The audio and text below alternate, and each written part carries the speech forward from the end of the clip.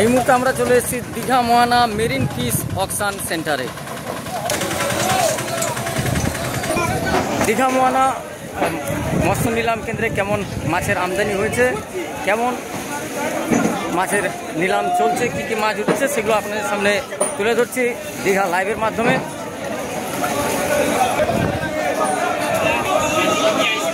দু মাস দীঘা মোহনা মৎস্য নিলাম কেন্দ্র সহ দীঘার সমুদ্রে মৎস্য শিকার বন্ধ ছিল। ব্যান পিরিয়ড চলার দরুন 2 মাস মৎস্য শিকার বন্ধ ছিল, আস্তে আস্তে নিলাম কেন্দ্র খুলেছে এবং মৎস্য শিকারও শুরু হয়েছে এবং প্রচুর বিভিন্ন রকমের সামুদ্রিক মাছ ধরা পড়ছে এবং কেনাবেচা চলছে, সেগুলো আপনাদের সামনে তুলে ধরছে।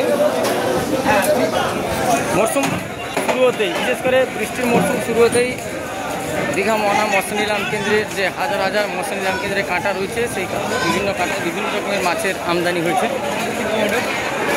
ইলিশ, চিংড়ি, পমফ্রেট, ম্যাকরেল বিভিন্ন রকম মাছ আমদানি হয়েছে।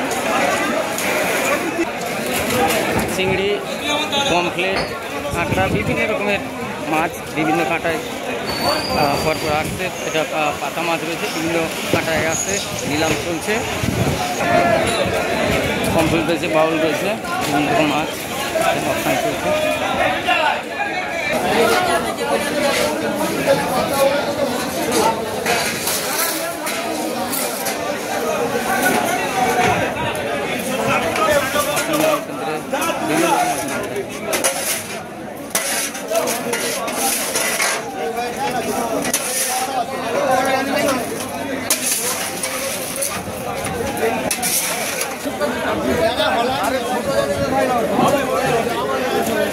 যথেষ্ট ভিড় রয়েছে এবং প্রচুর পর্যটক যারা দীঘায় বেড়াতে এসেছেন তারাও সামুদ্রিক টাটকা মাছ কেনার জন্য, দেখার জন্য অনেকেই ভিড় করেছেন। বৃষ্টির মরশুমে প্রচুর পরিমাণে সামুদ্রিক মাছ ধরা পড়ছে মৎস্যজীবীদের জালে এবং বিভিন্ন রকমের মাছের আমদানি চলছে, কেনাকাটা চলছে বিভিন্ন রকমের মাছের। ভোলা রয়েছে, বাউল মাছ রয়েছে, রুই মাছ, ইলিশ রয়েছে সামান্য মাছ।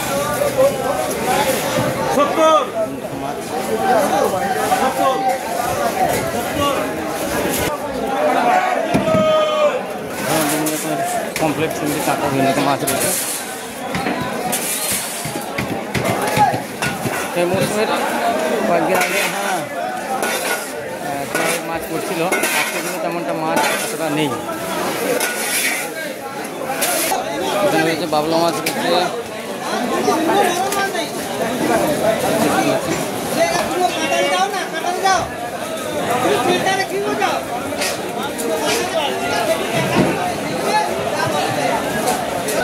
ছোটোখাটো বিভিন্ন সামুদ্রিক চুনো মাছ আছে।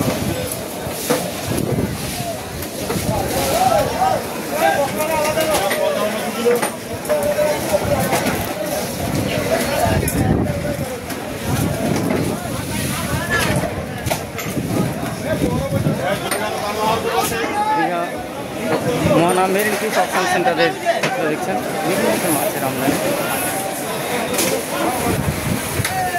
কেনাবেচা চলছে।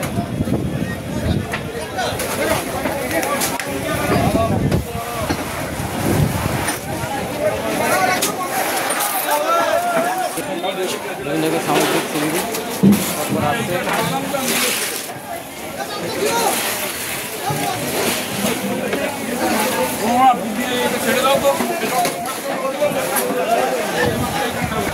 আপনারা দেখবেন Digha Mohana marine fish auction centre, Digha Mohana মৎস্য নিলাম কেন্দ্রে কেমন মাছের আমদানি হচ্ছে, কেমন কেনাবেচা চলছে আপনার সামনে তুলে ধরলাম দীঘা লাইভের মাধ্যমে।